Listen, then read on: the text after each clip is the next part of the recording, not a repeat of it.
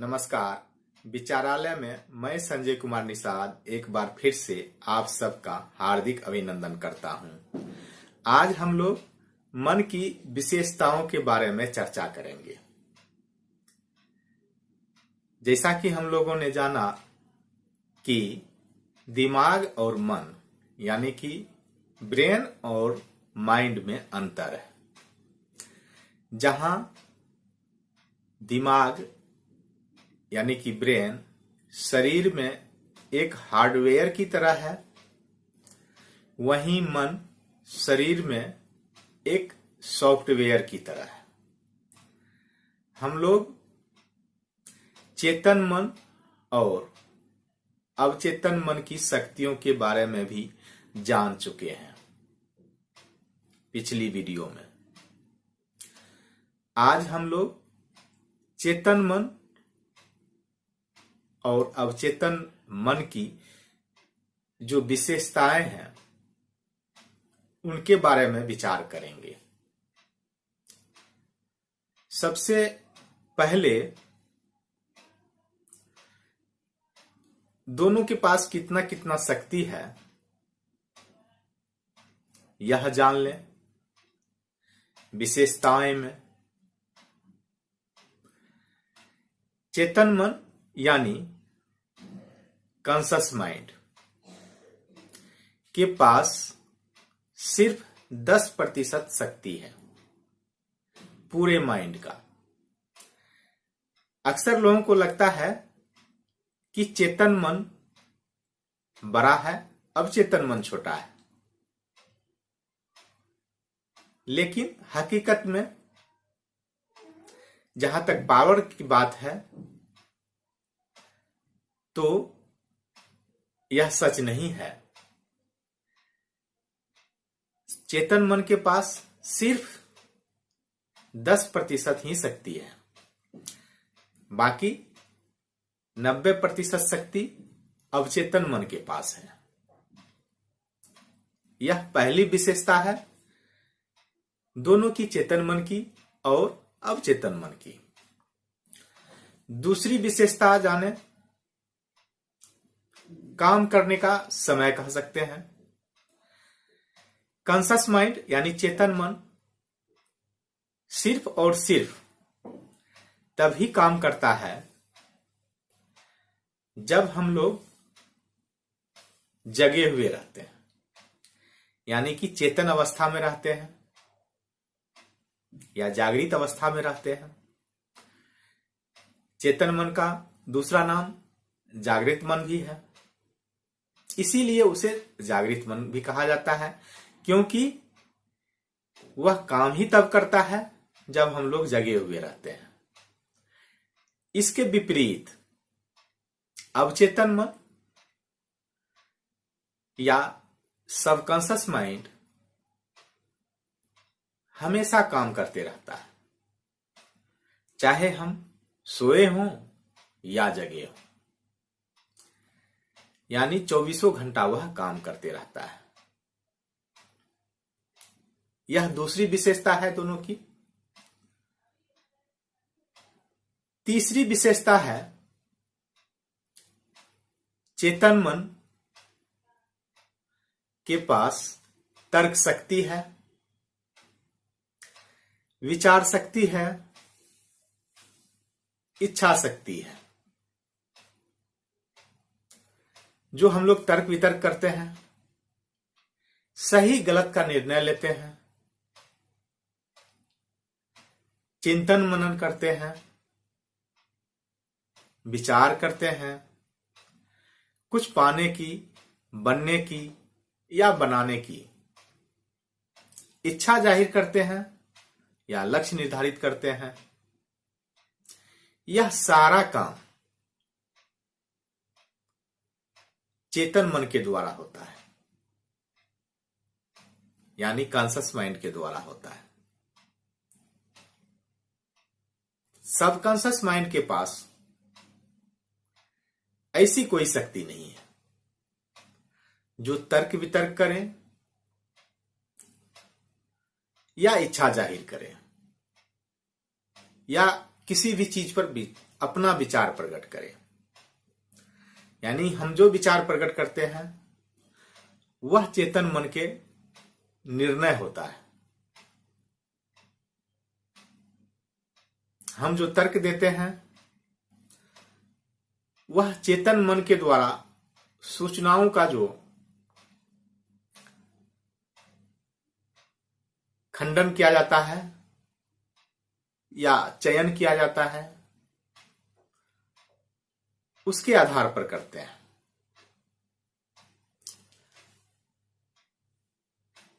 यह तीसरी विशेषता है चेतन मन और अवचेतन मन की। चौथी विशेषता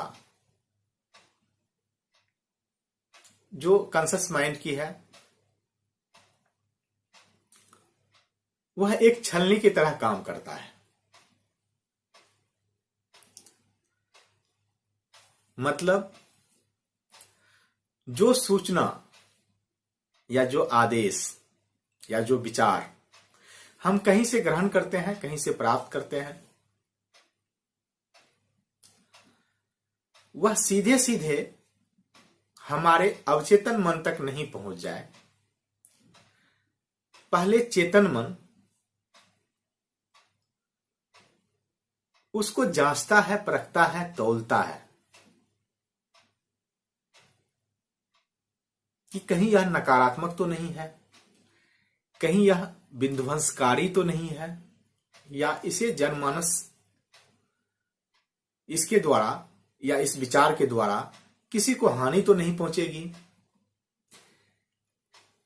इन सारी संभावनाओं का जांच चेतन मन के द्वारा होता है। जैसे कुछ भी हम सुनते हैं, कुछ भी हम समझते हैं, कुछ भी हम जानकारी हासिल करते हैं, तो सबसे पहले कॉन्शस माइंड उसे फिल्टर करता है, सही गलत का निर्णय लेता है। अगर वह नकारात्मक है या चेतन मन के द्वारा अनिर्णित, अगर वह यह भी नहीं समझे कि सही है या गलत है, तो भी वह अवचेतन मन के पास जाने नहीं देगा। मतलब कोई नया विचार हो तो वह अवचेतन मन के पास नहीं जाने देगा। यह चेतन मन की विशेषता है। स्वाभाविक है अवचेतन मन के पास इस तरह की कोई विशेषता नहीं है, इसीलिए चेतन मन नकारात्मक विचारों को या हानिकारक विचारों को अवचेतन मन के पास नहीं पहुंचने देता है। यह चौथी विशेषता है। पांचवी विशेषता में हम यह कह सकते हैं कि चेतन मन मालिक की तरह काम करता है और अवचेतन मन नौकर की तरह। मतलब अवचेतन मन कोई भी आदेश पर काम कर सकता है। जैसे नौकर कोई भी नौकर को जो आदेश मिलेगा वो उस पर अमल करेगा। जो काम करने का आदेश दिया जाएगा नौकर को, नौकर वह काम पूरा करेगा, चाहे काम कैसा भी हो। वह लाभ हानि के बारे में विचार नहीं करेगा। लेकिन मालिक वह निर्णय करने वाला होता है, वह जांचने परखने वाला होता है, वह नफा नुकसान का भी आकलन करता है। इसीलिए चेतन मन कोई भी काम करने के पहले नफा नुकसान उसमें देखता है। तो यह पांचवी विशेषता है चेतन मन और अवचेतन मन की। छठी विशेषता है कि कोई भी सृजन का काम है, क्रिएशन है, वह अवचेतन मन के द्वारा होता है। जो भी क्रिएटिव वर्क है, चाहे वह छोटा हो या बड़ा हो, जो बहुत बड़ा है उसमें तो अवचेतन मन का योगदान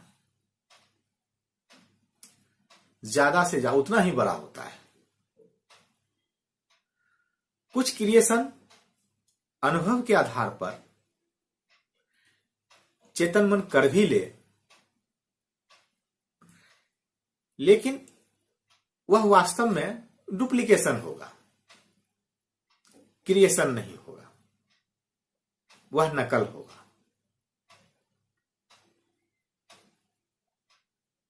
लेकिन अगर क्रिएशन करना है तब अवचेतन मन के द्वारा ही हो सकता है।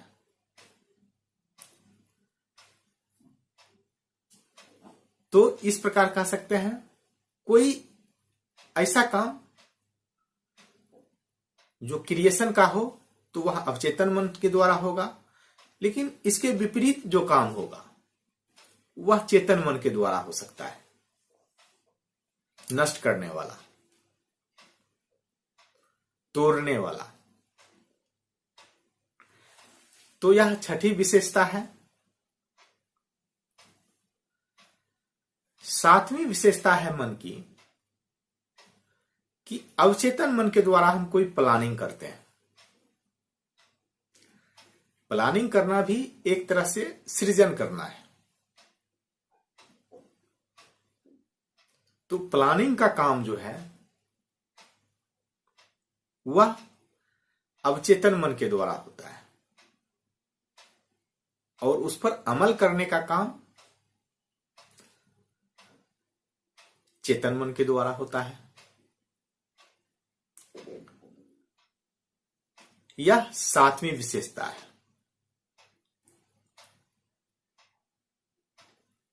चेतन मन यानी कॉन्शस माइंड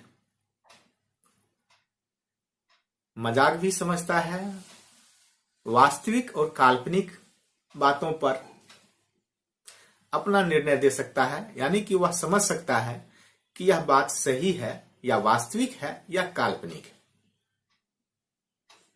यह मजाक है या यह वास्तविक है। लेकिन अवचेतन मन ये मजाक नहीं समझता है।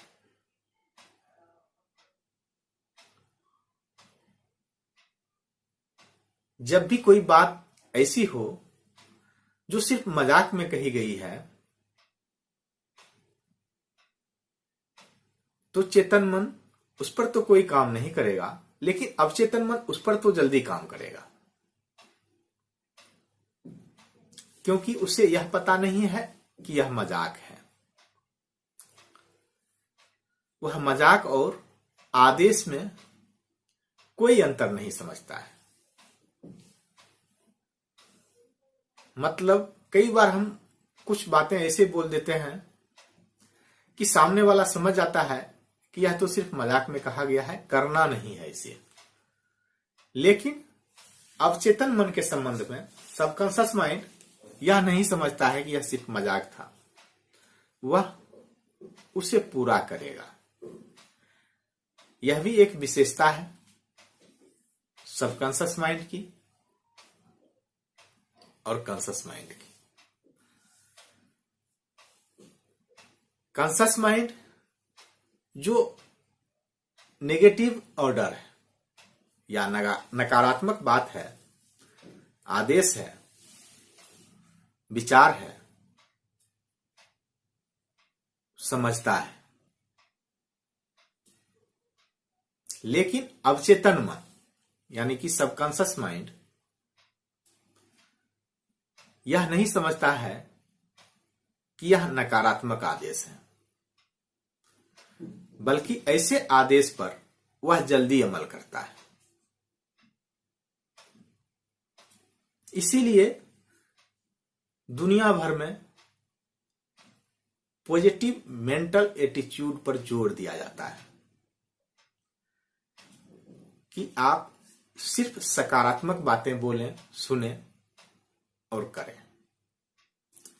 क्योंकि नकारात्मक बातों पर सबकॉन्शियस माइंड जल्दी अमल करना शुरू कर देता है, यानी कि जल्दी काम करना शुरू कर देता है। इसीलिए दुनिया भर में नकारात्मक चीजों को दूर रखने की प्रयास किया जाता है, जो लोग इस बात को जानते हैं। अगली विशेषता है चेतन मन के द्वारा जैसे प्लानिंग करते हैं, उसी तरह गोल सेटिंग भी करते हैं।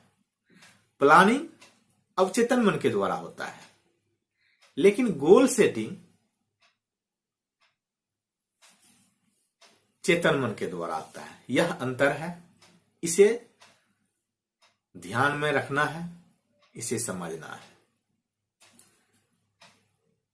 गोल सेटिंग कॉन्शियस माइंड के द्वारा होता है, क्योंकि इसमें तर्क वितर्क भी होता है। इस पर बहुत विचार करने के बाद लोग गोल सेटिंग करते हैं, और यह काम अवचेतन मन के द्वारा नहीं होता, हो ही नहीं सकता, क्योंकि वह तर्क वितर्क, इच्छा शक्ति, विचार शक्ति, इन शक्तियों से दूर है सबकॉन्शियस माइंड। इसलिए गोल सेटिंग उसके द्वारा नहीं होता है। लेकिन जो कॉन्शियस माइंड गोल सेटिंग करता है या जो गोल सेट करता है, उस पर अमल सबकॉन्शियस माइंड करता है। यानी कि आपने जो लक्ष्य निर्धारण किया है, उसकी पूर्ति के लिए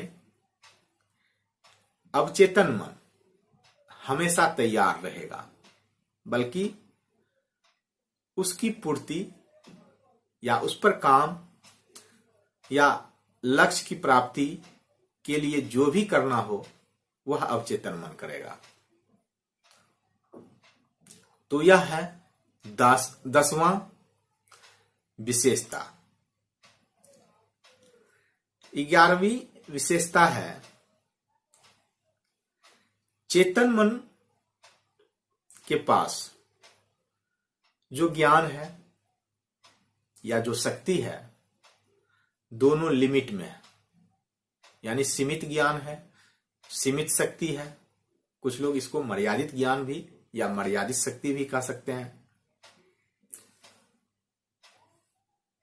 लेकिन अवचेतन मन के पास ज्ञान भी अनलिमिटेड है, लिमिटलेस, और शक्ति भी अनलिमिटेड। इसीलिए कहा जाता है कि अवचेतन मन के द्वारा कुछ भी संभव है, कुछ भी बना जा सकता है, कुछ भी बनाया जा सकता है। अवचेतन मन के लिए कुछ भी असंभव नहीं है, क्योंकि ज्ञान और शक्ति जो है उसके पास अनलिमिटेड है। अगली विशेषता है चेतन मन के लिए एजुकेशन जरूरी है। अगर किसी भी बच्चा को सिखाया समझाया नहीं जाए, तो उम्र के साथ वह दुनिया से सामंजस्य स्थापित नहीं कर पाएगा। वह पशु समान ही जिएगा। इसीलिए एजुकेशन जरूरी है, और चेतन मन के लिए एजुकेशन जरूरी है।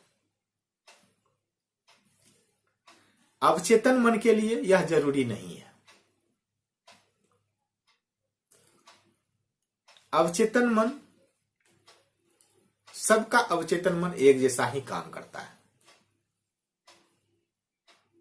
उसको शिक्षा दीक्षा से कोई मतलब नहीं है। सबका अवचेतन मन एक समान है, एक समान काम कर सकता है। तो हम लोग जो भी सीखते सिखाते हैं वह सिर्फ चेतन मन तक ही सीमित है, यानी कॉन्शस माइंड तक ही सीमित है। यह 12वीं व्यवस्था है, विशेषता है। एक और विशेषता है समय का, कि चेतन मन सिर्फ वर्तमान समय में काम कर सकता है और जहां है समय स्थान, यानी जिस जगह पर है वहीं कोई काम कर सकते हैं। लेकिन अवचेतन मन के लिए यह बाध्यता नहीं है। वह भूतकाल में भी और भविष्यत काल में भी, जहां है वहां भी और दुनिया के किसी कोने में भी वह काम कर सकता है। हालांकि इस पर लोगों का विश्वास कम है, लेकिन यह संभव है और यह सही भी है। यहां रहते हुए भी अवचेतन मन किसी और जगह कोई काम कर सकता है। हो सकता है इसके लिए टेक्निक हो, लेकिन अभी यह सिर्फ विशेषता जाने है। तो आज हम लोग चेतन मन और अवचेतन मन की जो विशेषता है, यानी कि जो संपूर्ण मन की विशेषता है, उस पर विचार किए। इतना ही जान लेना काफी है। और आज के लिए बस इतना ही। यह कोई बड़ा वीडियो भी नहीं है और इसमें कोई कठिन बात भी नहीं है। एक दो बार अगर ध्यानपूर्वक इसे देखा जाए, सुना जाए, तो स्पष्ट हो जाएगा। तर्क वितर्क तब करें जब संपूर्ण वीडियो, सिर्फ यही वीडियो संपूर्ण नहीं, इस सीरीज में और काफी वीडियो होंगे, जब थोड़ा बहुत जान लें मन के बारे में। खास करके जानना तो सबकॉन्शियस माइंड को है, उसके बारे में जानना है, ताकि असीमित शक्ति का प्रयोग हम लोग कैसे कर सकें जीवन के प्रत्येक क्षेत्र में। चाहे सफलता हासिल करना हो या धनवान बनना हो या स्वास्थ्य सही करना हो, कई सारे क्षेत्र हैं जीवन के, और सभी क्षेत्रों में जो अवचेतन मन की शक्ति है उसका हम लोग प्रयोग कर सकते हैं। वह बहुत लाभदायक है और ऐसा नहीं कि वह कहीं से और से लाना पड़ेगा, वह हमारे शरीर में ही है।